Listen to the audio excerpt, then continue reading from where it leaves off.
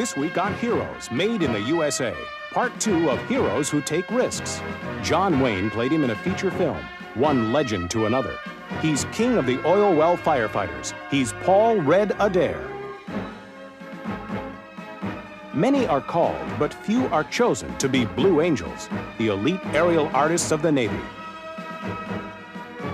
Her appearance in Playboy made history and struck a blow for human rights. Meet Ellen Stoll, a very special playmate. Hi, I'm Joe Namath. Welcome to Heroes Made in the USA and the second installment of Risk Takers.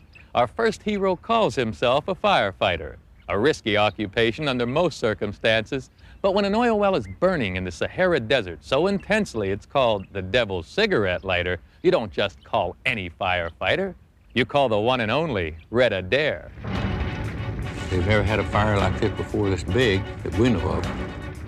One of Red Adair's most celebrated firefights erupted in 1963 when he battled the Sahara Desert to extinguish the devil's cigarette lighter. First, you take the location. You're in the middle of the Sahara Desert. That you have to have living quarters. You have to have food, baths, showers, equipment for the men. You know, when they work in there, they stay there for 7 months. So it's a regular city you move into. Red Adair's reputation for taking on a challenge is world-renowned. Based in Houston, Texas, the Red Adair Company has been containing oil well fires since 1959.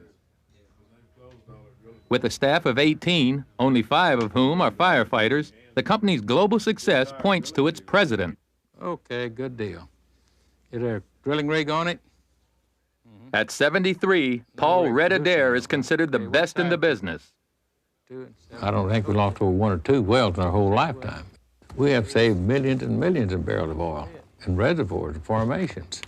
Every job you do is to me, it's a personal deal. And like my men, the same way. And you want to get there and do it and get it over with quick as possible. Quick, however, is a seldom used word when the average oil well fire takes several months to contain. First thing you need when you're on a fire like in the Sahara is water. So we had to set up and drill water wells. We dug big pits all about the side of a football field or 2 football fields. We lined them with this cloth so it wouldn't seep through to the sand. And we filled those full of water. With an ample water supply to be used as a protective curtain, Red's next task is to remove the molten oil rig that once towered above the well. Oh, we'd have sandstorms. And another thing in the desert you worry about is getting lost. And don't ever leave your vehicle, because after the sand blows over, all your tracks are covered. Nobody knows where you are. And there have been people caught out there where they had to drink the water out of the radiator of the car. It wasn't long before Red Adair's reputation made him somewhat of a hero in the oil industry.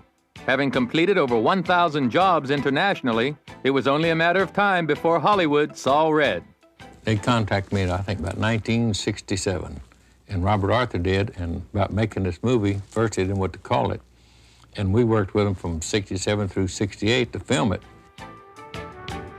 The result was The Hellfighters, a movie based on Red Adair's firefighting adventures. The film starred John Wayne, and it was Red's job as technical advisor to show Duke the ropes.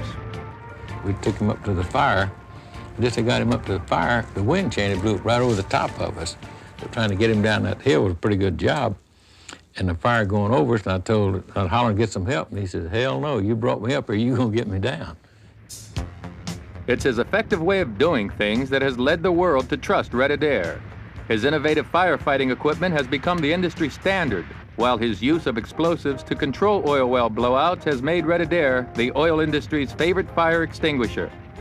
Oh, it can go off on you, you never know.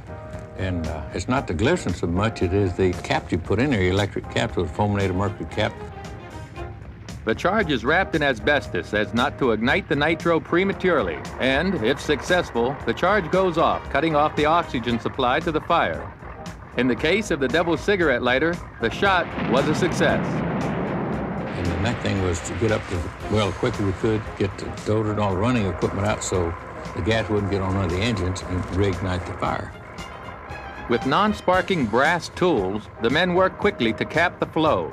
But it's Red's concern for safety that minimizes the risks. You know you got a job to do, and you do it as careful, the best way you know how, and as safe as possible. That's the secret of all this work. We have an awful good record. We never have lost a man, had or one broken leg, and that's the most serious we've ever had. And when you get back from L.A., you're supposed to meet with Neil Armstrong and do that PSA for the Flight Festival for the Houston Chamber of Commerce. What's that, on the 21st? That's on the 21st. As the company's vice president, Red's daughter Robin has her own fires to put out. As director of public relations, keeping up with Red's world travels, lectures, and humanitarian efforts is no easy task. I think the world is definitely a greater place because of him. He really cares about natural resources, better ways for people, and he's had to deal with countries and being a diplomat. The proof of the world's adoration for Red Adair lies on his office walls. Countless awards, gifts, and memorabilia hold special meaning to Red. But the enormous respect people have for Red starts with his staff. The employee turnover rate is practically non-existent, with the majority of his firefighters averaging over 20 years with the company. You're nice to them, you take good care of them. We have a good profit-sharing organization that you save most of the money for them, the company does. We have a good medical system. We furnish new automobiles, we furnish all their clothes. We pay them pretty good. They're a good bunch of men. The Sahara's Devil's cigarette lighter is now contained. But somewhere in the world, an oil well fire is beginning, and a call is being placed to Red Adair. Well, I don't have any plans on retiring, because I think as long as you're useful to this world, you should be. And I feel I've still got a lot of miles left in me. The kind of stuff we've got, you don't get out of a book. You have to be there to participate, that you can pass it on to somebody else. Coming up next on Heroes Made in the USA, the Blue Angels defy death to keep the Navy alive, and Ellen Stoll makes a stand in the pages of Playboy magazine.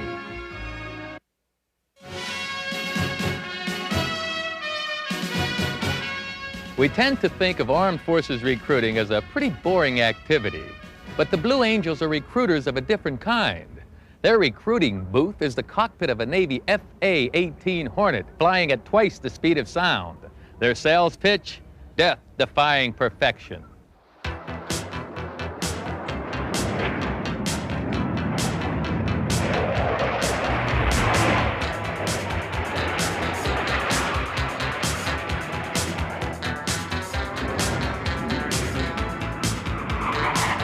It takes incredible teamwork for two pilots to fly at each other at 1,000 miles an hour, veering away the moment before impact.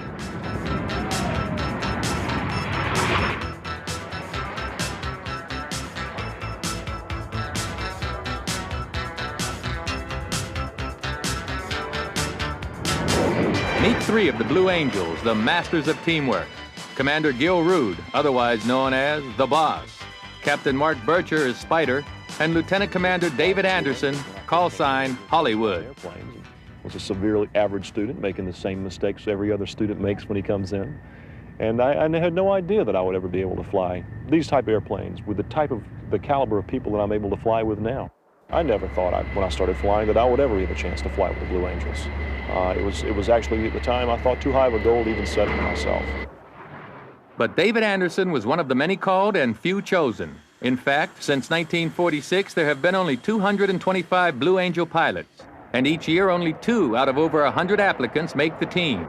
El Tadeo was on the first team of Blue Angels back in 1946. I think we were trying to set a goal and a feeling that we were doing our country some good by recruiting people into the Navy. And so we had this great device of getting up and exposing naval aviation to the younger people, so that they would have a thought in mind to have a career in the Navy. I think an added ingredient is it's a demonstration of teamwork, and this is the personification of teamwork. It really, and the people who did it still have that feeling about it. We were together a lot of years ago, and we still have that real strong feeling between us and all the rest of the team members.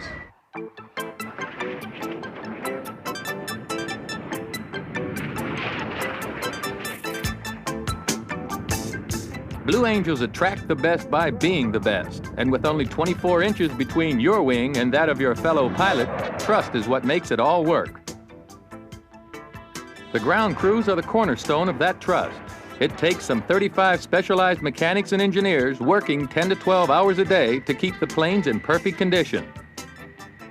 The crew is fully mobile and travels to each show in this transport plane, fondly called Fat Albert. The first time I went up in this aircraft, it was just amazing. I mean, it was a little frightening for me at first. When I was a kid, I used to get scared of, amusement rides, and here I am flying in this high-performance aircraft that can go up to 1,000 miles an hour. While I'm up there, I know I've done my job. I know it's safe. The respect Blue Angels have for their mission is unmistakable as the pilots march to their jets. Every signal and step is part of a meticulously choreographed plan.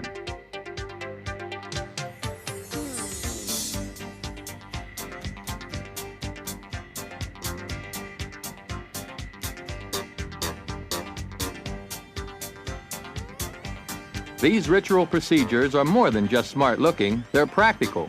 By mastering even the small details, Blue Angel pilots and their crews reduce the chances of a tragic mistake in the air. Because of the type of strain we're under, the limited amount of time we have, we're on the road 280 days out of the year. Everybody that means something to you is going to take a back seat. You can't go home as often as you like. You can't go on vacation. You can't spend as much time at home with your wife and family if that's the case. Everybody takes a back seat. People who understand that, understand what you're trying to accomplish, and can appreciate what you're trying to accomplish, your friendship or your relationship grows. The people who don't understand, you usually wind up parting ways.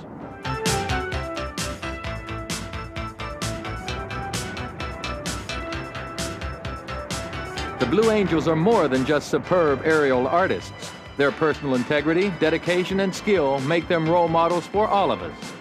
Basically, what I hope to accomplish in this job is not to try to encourage young people necessarily to go in the Navy or to fly airplanes, but just to set their goals a little higher at whatever endeavor they try to go for. I don't care whether they're going to play football or they're going to play the piano or they're going to dance or whatever. If they strive for the best they can possibly be, then I think the end product will be much better than they first thought they could do. Coming up next on Heroes Made in the USA, Playboy playmate Ellen Stoll demands acceptance as a regular person, and hometown heroes, the Salt Lake City Trappers.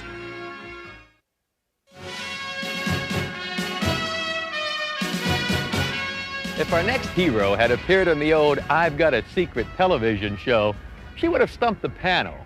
From her beauty, they might have guessed that she modeled, acted, and appeared in Playboy magazine. And from her vivacious personality, they might have guessed that she had courage and spirit. But they never would have guessed she's paralyzed from the waist down. Even now, I can be going on feeling like everybody else, and I'll come to a curb that I can't get up, and suddenly it hits me like a brick wall that the world was not made for me, that this is not accessible, that it's not accommodating to me, and it's so frustrating. Ellen Stoll dreamed of becoming an actress, a model, a dancer. And I just signed a contract to do an aerobics tape with a production company in LA and had entered the Miss Anaheim pageant. But Ellen's dreams were violently interrupted one rainy January night in Southern California. I was driving on a freeway interchange, and it's a really dangerous curve. And for some reason, the car went off the road and flipped on its side, and it skid for about 50 feet, and then it rolled 3 or 4 times, and when it rolled, the windows all popped out. And then it was airborne into a gully for about 76 feet. And when it was airborne, I came out through the windshield, or where the windshield used to be, and I landed on my head. That was 1983. Today, Ellen Stoll is back in school, attending a California university. But the road to her recovery wasn't an easy one. It took me probably even a year after the hospital to really think that this is the way things are going to be. It's devastating. Your whole body image changes. You can't sit up. You don't look the same anymore. I hated my legs. I mean, I would not even look at them, deal with them, or anything. They were not a part of me anymore. And by not accepting that part of me, I was cutting part of me out. Fine, how are you? Pretty good. You brought the tapes and everything? Yeah. You sort of come to the realization that you're only getting around different. You're not a different person. It's just a different package that you're in. And once you realize that the insides are all the same, you sort of go, well, why not? Just go out and do it. But Ellen soon realized that being disabled meant more than just accepting that she may never walk again. But the thing that I came across, and that even though I knew I was a woman, that I had the same potentials, the stereotypes of the world refused to perceive me as one. I had to change their perception, and it had to be through a vehicle that focused on me, not on what I did. I mean, Cosmo, Women's Day, all would have done a story on what I did. Isn't this wonderful triumph over tragedy? That's not what I was trying to say. What I was trying to say is, look at me, look at who I am. I'm a woman. The vehicle Ellen chose was Playboy magazine. They focus on the ideal image of a woman. And if I can achieve the ideal image of a woman, I can be everything in between that. So I wrote him a letter, and I said, look, I am just as much woman as every other woman in this magazine. I've got what it takes to be in your magazine. The only difference is I use a wheelchair instead of walking around now. And they said, come in for testing. And I said, okay. So I came in, went through the same modeling tests and interviews that all the other models go through. And if they didn't make me go through that, I wouldn't have done it. I mean, they needed to treat me on my ability and on what I had and not on an angle. Ellen was stunning, but as Playboy's first handicap pictorial, the layout wasn't without controversy. It's kind of odd when we're walking around school. People won't say anything right out. They'll just sit there and that's the girl who's in Playboy. And we can see and we hear. A girlfriend of mine who's in a chair said, I'm so happy you've done this. When I go out, men will look at me differently now. They won't just assume that I'm a non-sexual being. If I go to a club and I'm sitting in the wheelchair, one or two people will hesitantly approach me, and usually the first thing is, oh, is this temporary? And no, it's permanent. Oh, I'm sorry, and they feel really bad. If I'm on a bar stool, guys will be up going, you want to dance? You want to dance? Buying me drinks, trying to pull me. I'm like, no, I don't dance. They're trying to pull me off the bar stool. I'm holding on the bar going, no, really, I don't dance. Even though the publicity from the layout has generated a new awareness of the disabled, Ellen has no intention of stopping there. She's taking her show on the road. From the moment we're born, we're asked, is it a boy or a girl? And from that second on, you sort of are treated away and begin to develop a gender identity and sense of self.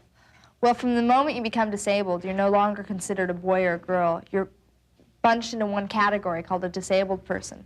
So I started lecturing at a psychology classes here, and we had a really good response. And it made me feel really good because I could go out and I would know that 100 people would now know how to treat the next disabled person as a person and not a chair, and would understand more about them. Society tends to still be patronizing, talk to you louder, ask the people you're with what you would like. Everything I do is wonderful. Oh, isn't that wonderful? She goes to school, isn't that wonderful? What's so wonderful about me going to school? I'm 23 years old, I should be doing something with my life. If it's so wonderful to go out there and live life, then there's a hell of a lot of wonderful people out there. And look at it that way, I'm not really any different than anybody else. Ellen Stoll is back. Her Playboy experience has opened new doors. And when she's not shedding light on the problems of the disabled, she's moving forward with her acting and modeling career. My dream for my future would be to live my life the way that I want to, not the way society tells me I should, or the way a book tells me I should, or the way my friends tell me I should, but the way that I really feel is right for me.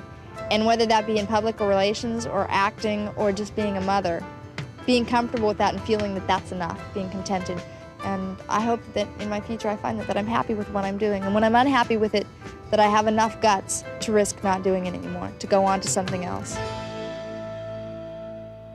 It's not the majors, but there's nothing minor league about the Salt Lake City Trappers. Their game ball now has a permanent home in the Baseball Hall of Fame. This summer, the Salt Lake team won their 29th consecutive victory, professional baseball's longest winning streak. Bill Murray and Huey Lewis were on hand to celebrate. To me, that's the greatest thing about this whole streak, is that our guys are recognized. The Salt Lake City Trappers, this week's hometown heroes.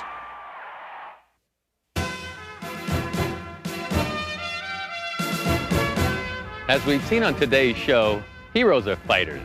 Whether they're fighting fires, for their country, or just for a normal life, heroes take risks and win.